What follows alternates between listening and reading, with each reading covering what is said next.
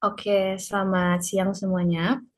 Perkenalkan, nama saya Salma. Di kesempatan hari ini saya akan sedikit mempresentasikan mengenai analisis strategi komunikasi brand Blackpink dalam membangun loyalitas fandom di industri K-pop.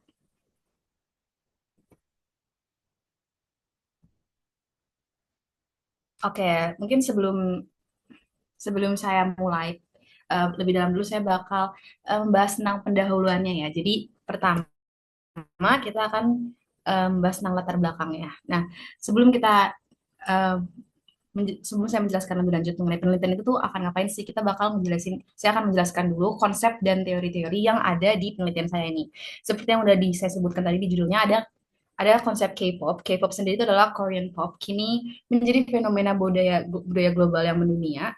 Nah, grup-grup K-pop seperti Blackpink itu sukses tampil di festival besar seperti Coachella sebagai headline artis. Ini menunjukkan bahwa K-pop ini saat ini sudah sangat mendunia dan sudah cukup mainstream. Apalagi untuk grup K-pop yang sedang saya bahas saat ini, yaitu Blackpink. Selanjutnya ada konsep fandom. Fandom sendiri adalah komunitas penggemar berat yang memiliki ikatan emosional dan kesamaan minat ini menurut situs resmi tahun 2023. Nah, dalam konteks K-pop, fandom itu menjadi subculture aktif yang lebih dari sekedar penikmat musik, tapi mereka adalah suatu komunitas yang cukup kuat banget gitu. Nah, selanjutnya adalah kita akan membahas tentang loyalitas dari suatu fandom. Nah, fans K-pop ini tuh terkenal cukup loyal dan royal juga. Nah, fans K-pop itu menunjukkan loyalitasnya tuh melewat streaming lagu dan musik video secara masif, kampanye digital untuk mendukung idol, membeli album dalam jumlah yang besar, ikut serta dalam video call fan meet, dan bentuk interaksi eksklusif lainnya yang memang sangat digemari oleh fans-fans dari Korea sendiri. Nah, salah satu fandom yang loyal dan masif di industri K-pop ialah Blink. Blink itu adalah sebutan fans uh, untuk girl group Blackpink. Nah, di sini saya menggunakan IMC sebagai untuk menelaah strategi komunikasi dari brand Blackpink ini sendiri. Nah, kesuksesan K-pop itu didukung oleh strategi komunikasi brand yang terintegrasi. Salah satu pendekatan utama yang digunakan ialah Integrated Marketing Communication. IMC itu menggabungkan berbagai saluran komunikasi seperti media sosial. Kalau kita lihat kan di Blackpink itu dia punya Twitter, punya Instagram, punya TikTok. Jadi media sosial, iklan, mereka juga cukup aktif baik di billboard ataupun di iklan-iklan eh, di iklan-iklan platform lainnya seperti Shopee dan segala macam. Habis itu sponsorship, event khusus, dan tujuannya ini adalah untuk menciptakan pengalaman yang kohesif dan emosional antara brand, yaitu Blackpink di sini, dan audiensnya, yaitu fandom dari Blackpink, yaitu Blink. Nah, di sini ada beberapa referensi yang saya gunakan untuk mencari pembedanya dan kesamaan untuk dengan penelitian saya agar penelitian saya ini memiliki keterbaruan sendiri. Yang pertama itu adalah penelitian dengan judul Hubungan Parasosial dari Perilaku Loyalitas Fans dalam Fandom K-pop di Indonesia dari Pulung S. Perbawani dan Almara J. Nuralin. Nah, mereka itu metodenya itu menggunakan survei dengan kuesioner. Fokusnya itu adalah hubungan emosional fans dengan perilaku pembelian mereka. Yang kedua itu adalah aktivitas komunikasi pemesan terpadu di akun fanbase Twitter official 7BTS update sebagai sarana loyalitas terhadap boyband BTS. Nah, mereka itu lebih fokus ke bahas peran akun fanbase dalam komunikasi fandom, bukan strategi langsung dari artis atau idolnya. Nah, kalau yang ketiga ini judulnya Fandom Power Examining Customer Engagement, Attitudes and Purchase Intention in K-pop, Fandom Brand Collection. Nah, metodenya itu dia menggunakan Structural Equation Modeling, SEM, berbeda dengan saya, yaitu menggunakan analisis kualitatif. Uh, Selanjutnya dia lebih meneliti tentang kolaborasi brand Indonesia dengan idol K-pop sendiri. Next. Selanjutnya adalah penelitian terdahulunya dengan judul Just Right Gaining and Maintaining Brand Loyalty Through the Lens of K-pop. Mereka itu lebih meneliti tentang dampak strategi industri K-pop terhadap loyalitas konsumen. Jadi mereka tuh fokus ke industri K-popnya, tidak terspesifikasi satu artis tertentu atau satu brand tertentu. Yang kelima itu judulnya Television Fandom, Study of its Impact on the Netflix Social Media Communication Strategy. Nah, ini metodenya itu adalah quantitative content analysis, berbeda dengan saya, yaitu kuali wawancara, dan dia itu menganalisis fandom TV dan strategi media sosial dari Netflix. Sedangkan kalau saya ini lebih fokus ke bagaimana strategi komunikasi brand, yang dimana di sini adalah Blackpink untuk meningkatkan loyalitas fandomnya, yaitu Blink.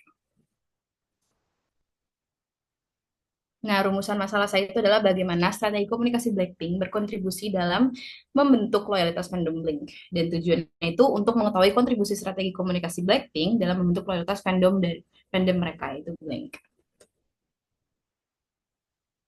Nah, selanjutnya adalah kita akan masuk ke bab selanjutnya, metodologi. Nah, jenis penelitian ini saya menggunakan pendekatan kualitatif. Pendekatan ini membantu peneliti menggali data secara mendalam, alami, dan konstekstual. Tujuannya adalah untuk memahami bagaimana sih loyalitas fandom K-pop terbentuk melalui strategi komunikasi brand. Di sini saya menggunakan study case-nya itu adalah Blackpink. Nah, teknik pengumpulan data ini saya menggunakan data primer dan data sekunder. Data primer itu sendiri data yang saya ambil dari wawancara langsung dengan 6 narasumber nantinya.